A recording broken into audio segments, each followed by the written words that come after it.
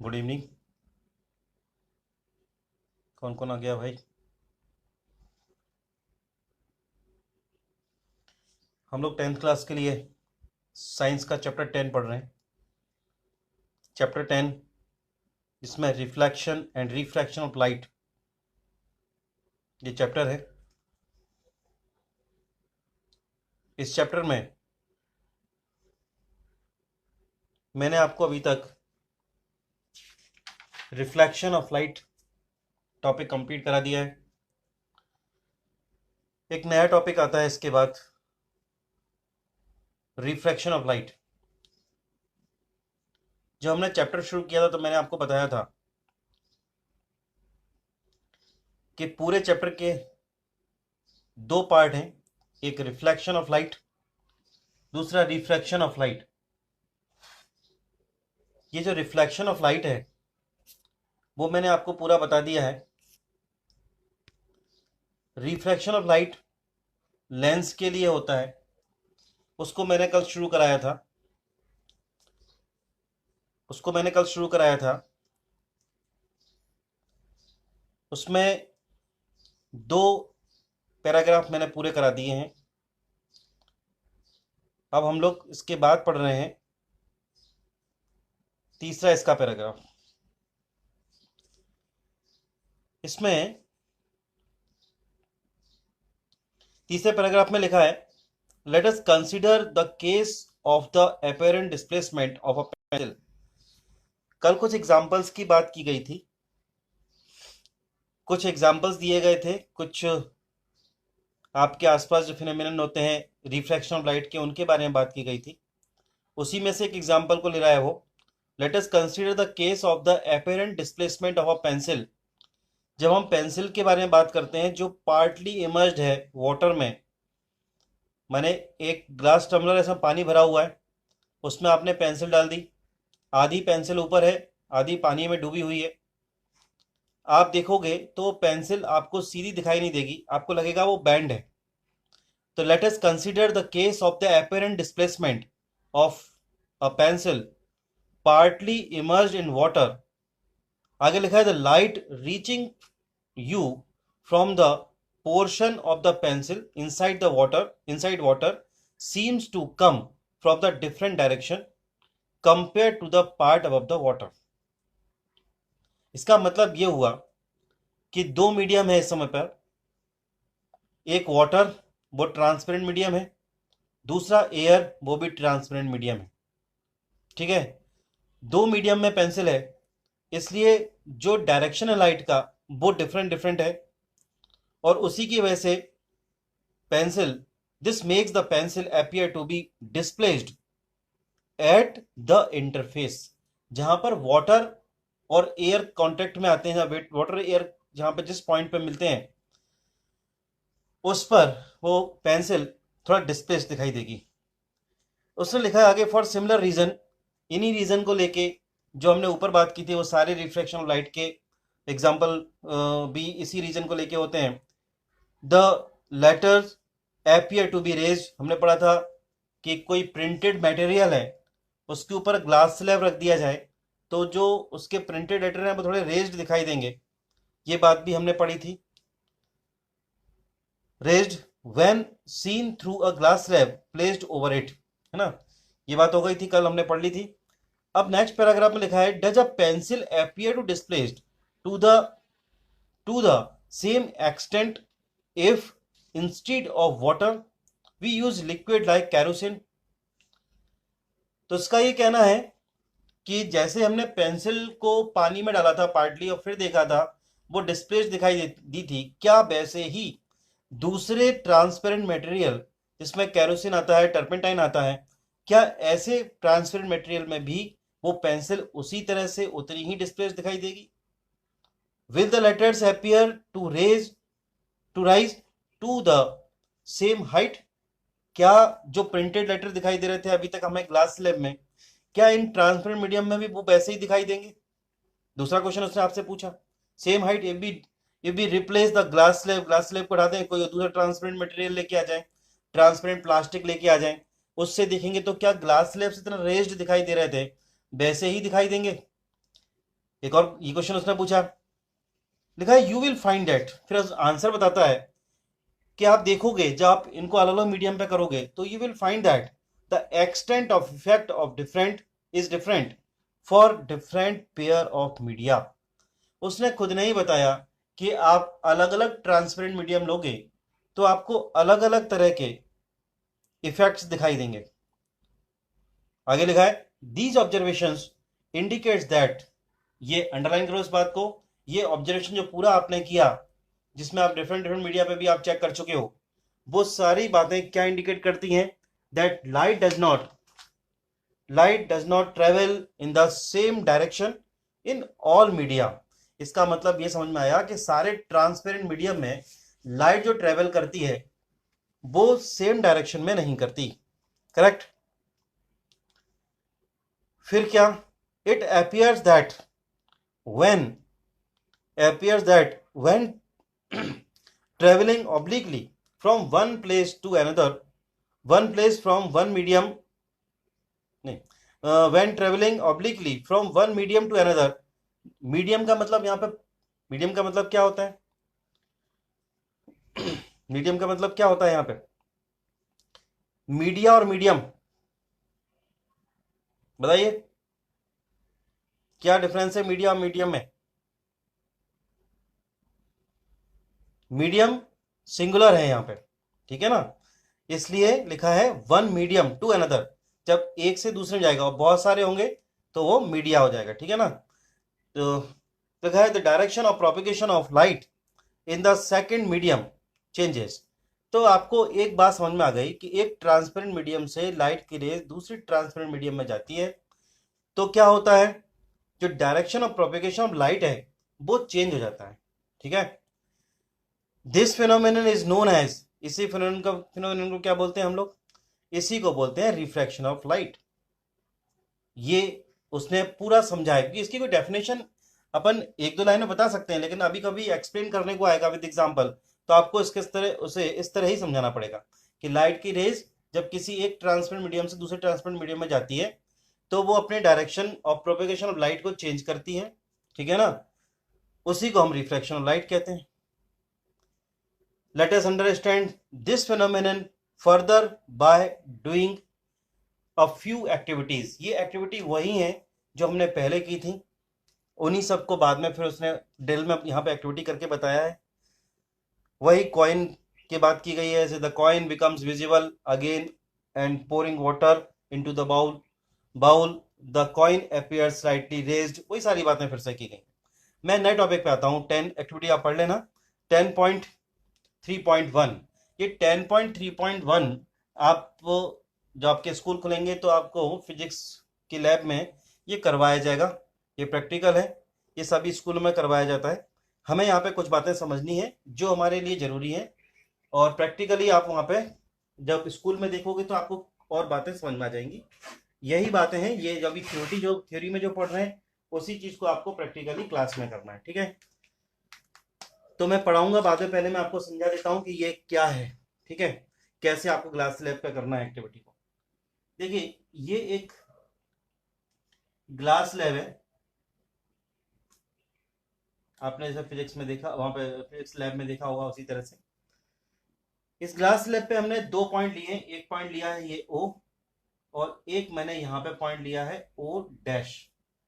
O पर एक perpendicular लेंगे जो नॉर्मल होगा इसका, उसका नाम मैंने दिया है और बुक में आपके में नाम दिया है N और N dash, N N dash, ये नॉर्मल है O के लिए, ठीक है। O जो पॉइंट है ग्लास स्लैब पे उसके लिए नॉर्मल है, ओके। पहले तो आप एक बात समझ लीजिए, ये एयर मीडियम है, ये ग्लास मीडियम है और फिर ये एयर मीडियम है। और एक दूसरी बात और समझ लीजिए, कंपेयर करें अगर ट्रांसपेरेंट मीडियम को तो मीडियम कंपैरिजन में, दो मीडियम को कंपेयर करें तो कंपैरिजन में डेंसर और रेरेट की बात आती है, ठीक है ना। एयर ग्लास के कंपेयर में कैसा है, ग्लास के कंपेयर में कैसा है, रेरर मीडियम है, ठीक है। ये एयर कंपेयर में कैसा है, डेंसर मीडियम है, फिर एयर है तो फिर रेरर मीडियम है। ओके, इस तरह से हमने कुछ अलग अलग मीडियम बनाए हैं, लिए हैं। ये रेरर है, इसको आर से डिनोट कर दो, ये डेंसर है, इसको डी से कर दो, ये फिर एरर है, इसको फिर आर से। इस तरह की बात हमने की है, ठीक है। तो ओ पे हमने परपेंडिकुलर लिया, वो एन डैश है। इस पे जो परपेंडिकुलर आएगा, जिसको नॉर्मल कह रहे हैं, वो एम। बहुत सिंपल सी बात है, आप समझने की कोशिश करो, आपको समझ में आ जाएगा, एम डैश है। अब देखना, इस पॉइंट पे कोई इंसिडेंट रे इस डायरेक्शन में आ रही है, तो फिर जो लॉ है, आपने लाइट के बारे में पढ़ा है कि वो स्ट्रेट लाइन ट्रेवल करती है। अगर अभी इस रिफ्लेक्शन लाइट के प्रिंसिपल को हम भूल जाए, तो उसका डायरेक्शन अगर ये है, तो उसको क्या होगा, इसी डायरेक्शन में वो आगे चली जाएगी, ऐसे उसी डायरेक्शन में आगे बढ़ती जाएगी, ठीक है, ऐसे चली जाएगी। ओके, जाना तो यही चाहिए, स्ट्रेट लाइन में मोशन करती है, आपको मालूम है लाइट की रेस, तो उसका डायरेक्शन यही होना चाहिए, ठीक है। इसको मैंने पॉइंट दिए, ये पॉइंट है ई, ये पॉइंट है एफ, आपकी बुक में दिया वही नाम दे रहा हूं मैं भी। इस ग्लास स्लैब को नाम दिया है ए, बी, सी और डी, ठीक है। इसने नाम दिया है इधर सी इधर डी, तो ऐसा दे दो। अब क्या हो रहा है, ओरिजिनली जो लाइट इंसिडेंट रे है वो ये है, जाना चाहिए इस डायरेक्शन में, बट दो रूल्स काम करते हैं जिनके बारे में आगे पढ़ने वाले हैं।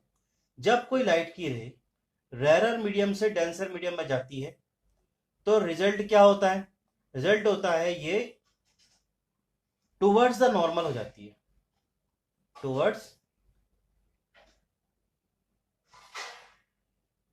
The normal. समझाता हूं क्या मतलब है। जब डेंसर से रेरर में जाती है, तो अवे फ्रॉम द नॉर्मल हो जाती है, अवे फ्रॉम द नॉर्मल हो जाती है। अब समझना क्या क्या कहना चाहता हूं मैं इस बात को। देखो, ये रेरर मीडियम है, एयर है, ये डेंसर मीडियम है। कंपेयर करने में क्या बताया, जब रेरर से डेंसर जाती है टुवर्ड्स द नॉर्मल, नॉर्मल ये है, तो रे थोड़ी सी बैंड होके और ऐसे आ जाएगी, ये बैंड हो जाएगी। ओरिजिनल जो रे है वो ये वाली बन जाएगी, जाना चाहिए सीधे, लेकिन थोड़ी बैंड हो जाएगी, किधर, टुवर्ड्स द नॉर्मल, नॉर्मल की तरफ बैंड हो जाएगी। अब जैसे ही वो यहां पहुंची, इसके अंदर तो डेंसर है, बाहर फिर एरर है, तो अब क्या होगा, यहां से वो फिर से, क्योंकि उसका जो डायरेक्शन है उससे वो अवे फ्रॉम द नॉर्मल हो जाएगी, दूर चली जाएगी। समझ गए आप मेरी बात। यहां पर एंगल बना, एंगल ऑफ इंसिडेंस, उसको हम I1 बोलेंगे। नीचे ये वाला एंगल ऑफ रिफ्रैक्शन है, रिफ्रैक्शन नॉर्मल के साथ जो एंगल बनाता है उसको रिफ्रैक्शन एंगल, ये R1 है। ये भी, अब इसके लिए ये कौन सा बन जाएगा, इंसिडेंट बन जाएगा, इंसिडेंट एंगल। तो नॉर्मल के साथ ये जो एंगल बनेगा वो कौन सा होगा, I2, और ये बनेगा R2। समझ में आ रही है मेरी बात आपको। तो ये इस कंडीशन में I1 R1 और ये I2 R2 हो जाएंगे। ये पूरी बात है, ठीक है। ये हम इसमें एक्सप्लेन करेंगे, जहां जहां जो भी बातें आएंगी मैं आपको इस फिगर से समझाता जाऊंगा। अभी आपने दो बातें समझ ली। सबसे पहले आपने क्या समझा, इंसिडेंट लाइट की रे जब रेरर मीडियम से डेंसर मीडियम जाती है टुवर्ड्स द नॉर्मल हो जाती है। यहाँ पे क्या हुआ है, डेंसर मीडियम से रेरर मीडियम जाएगी तो अवे फ्रॉम द नॉर्मल हो जाएगी। मीडियम यहाँ रेरर है, इसमें डेंसर है, यहाँ रेरर है, इसलिए दो बार वो अपने direction of propagation of light को चेंज करेगी, ठीक है। अब मैं पढ़ता हूं, पार्टिकल्स जहां दूर दूर होते हैं वो मीडियम रेरर होता है, तो एयर के में पार्टिकल दूर दूर हैं इसलिए वो रेरर मीडियम है। ग्लास का पार्टिकल पास पास होते हैं इसलिए वो डेंसर है। तो हम दो मीडियम को कंपेयर करते हैं तब ऐसा होता है, ठीक है।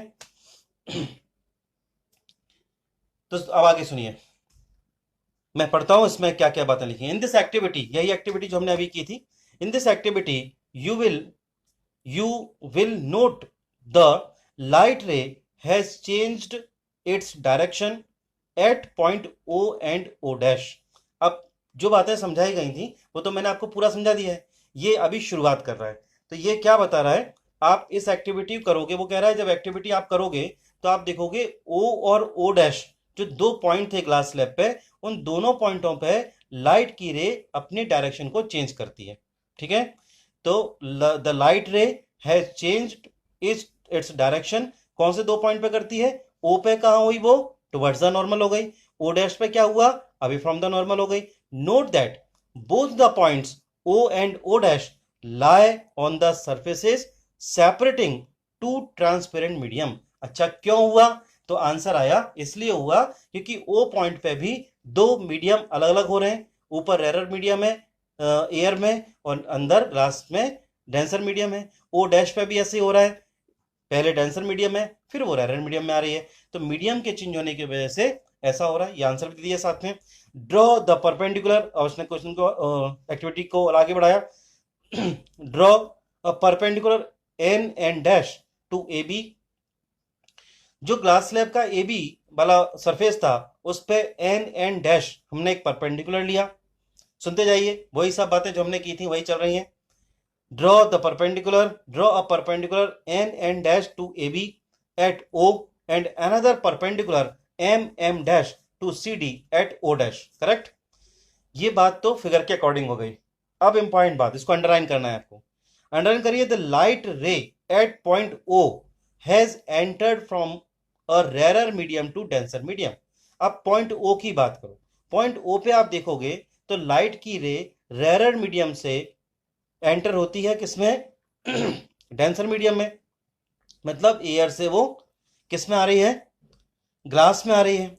That is from air to glass. Okay, note that the light ray has bent towards the normal. यही बताया था मैंने आपको।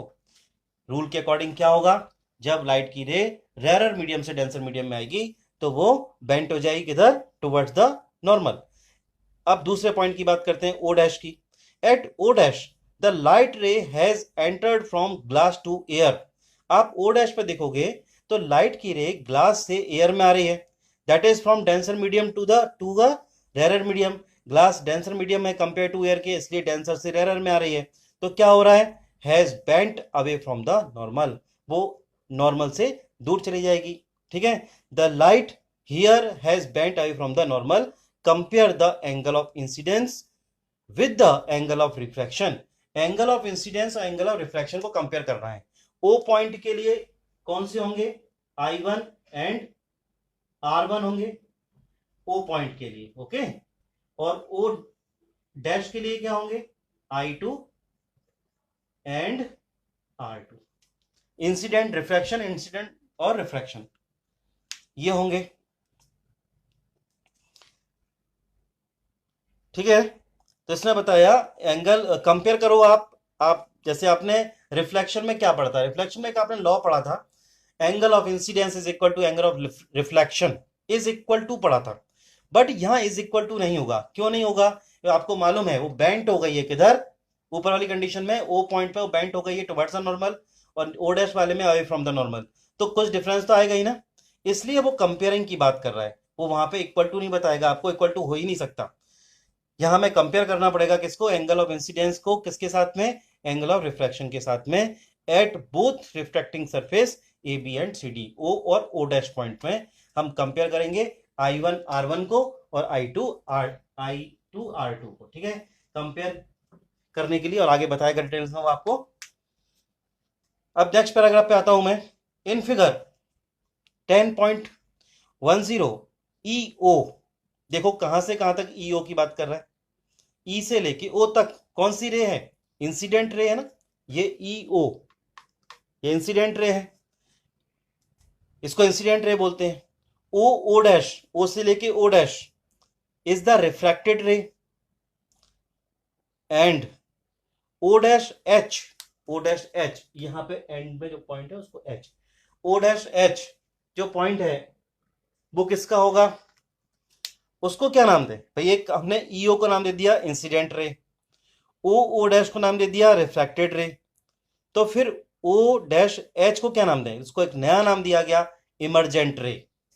ठीक है ना, इमरजेंट रे, क्योंकि इंसिडेंट रिफ्रैक्ट हो गई पहले, रिफ्रैक्ट होने के बाद फिर से वो इमरजेंट रे बन गई। ओके, तो तीन तरह की रे हो गई।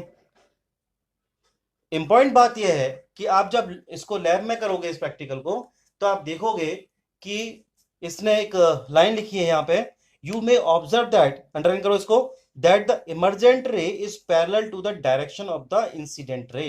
इसी में इसलिए मैं ईओ इंसिडेंट रे को उसी डायरेक्शन में आगे ले आया और इमर्जेंट रे को ये ले आया।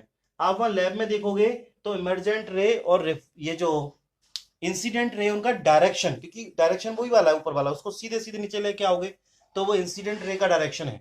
और इमर्जेंट रे आपको मालूम है ओ डैश एच इमर्जेंट रे है, वहां आप देखोगे तो दोनों पैरेलल होती हैं, और पैरेलल होती हैं तभी आपका एक्सपेरिमेंट सही होता है, नहीं तो कहीं आप कुछ गलती कर रहे होते हो इस एक्सपेरिमेंट के अंदर।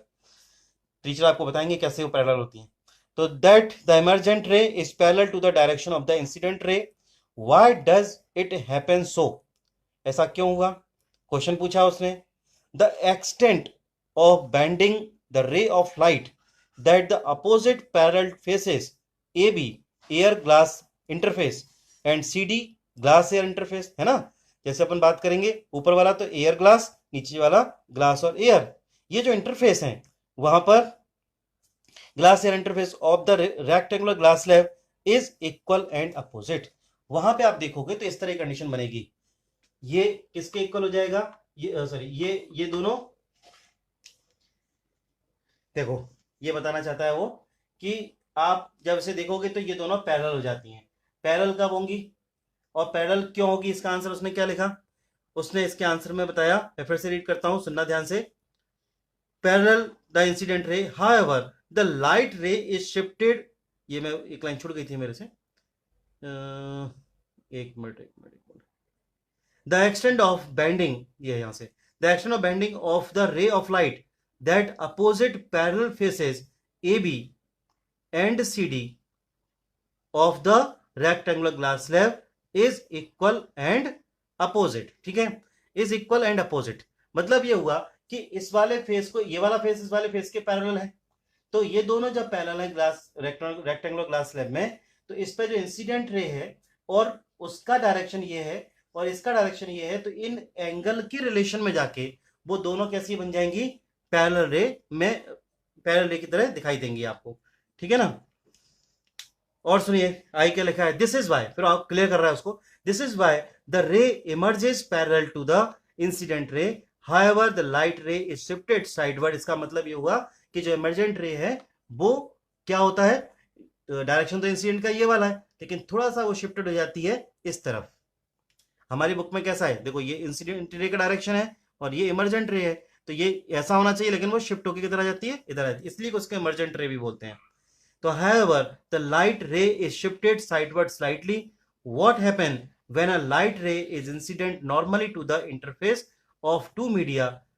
Try and find out. अब आप बाकी दूसरे मीडियम पे आप चेक कर सकते हो, ट्रांसमीडियम मीडियम पे, कि इस तरह की और भी किसी मीडियम के लिए एक्टिविटी होती है क्या नहीं होती। उसने आपको एक प्रैक्टिकली कुछ एक्सपेरिमेंट करने के लिए यहाँ पे एक पॉइंट दे दिया ये। Now you are familiar, next para पे जाता हूं मैं, now you are familiar with the refraction of light. अब आप रिफ्रैक्शन लाइट समझ में आ गई आपको, दो ट्रांसपेरेंट मीडियम के बीच में जब लाइट की रेज का डायरेक्शन चेंज होता है तो उसको रिफ्रैक्शन ऑफ लाइट बोलते हैं। रिफ्रैक्शन इज ड्यू टू, क्यों होता है refraction, refraction is due to changes the speed of light. अब देखो स्पीड ऑफ लाइट, वही बात आई ना, अभी किसी ने पूछा था कि रेयर और डेंसर मीडियम, तो दो मीडियम है, एक रेयर मीडियम और एक डेंसर मीडियम, लाइट की रे की स्पीड दोनों मीडियम में चेंज हो जाएगी। रेयर मीडियम में लाइट की रे तेजी से ट्रेवल करेगी और डेंसर मीडियम में उसके कंपैरिजन में थोड़ा कम करेगी। तो इसने लिखा है इसमें रिफ्रैक्शन इज ड्यू टू, ये पूछा जाता है आपसे रिफ्रैक्शन होता क्यों है, अंडरलाइन करिए इस बात को, refraction is due to change in the speed of light as it's enter from one transparent medium to another. जब किसी एक ट्रांसपेरेंट मीडियम से दूसरे ट्रांसपेरेंट मीडियम में जाती है तो क्योंकि वो डेंसर और रेरर का एक रिलेशन उनके बीच में कंपैरिजन में आता है, इसकी वजह से लाइट की रेस का स्पीड में चेंज आएगा। Experiment show that refraction of light occurs according to the certain laws. तो रिफ्रैक्शन ऑफ लाइट पे इसी के बेसिस पे कुछ लॉज बनाए गए। दो लॉज हमने रिफ्रैक्शन ऑफ लाइट के लिए पढ़े, अब हम दो लॉज पढ़ते हैं refraction of light, laws of refraction of light, laws for refraction of light. पहला लॉ जो इसमें दिया है वो सेम है रिफ्लेक्शन ऑफ लाइट के जैसा। मैं आज लॉ पूरे दोनों पढ़ा के फिर इसको रिफ्रैक्टिव इंडेक्स पे कल के लिए अपन करेंगे। देखो, the following are the laws of reflection, refraction of light. तो उसमें सबसे पहले क्या लिखा है, incident ray, the refracted ray and the normal to the interface of two transparent medium.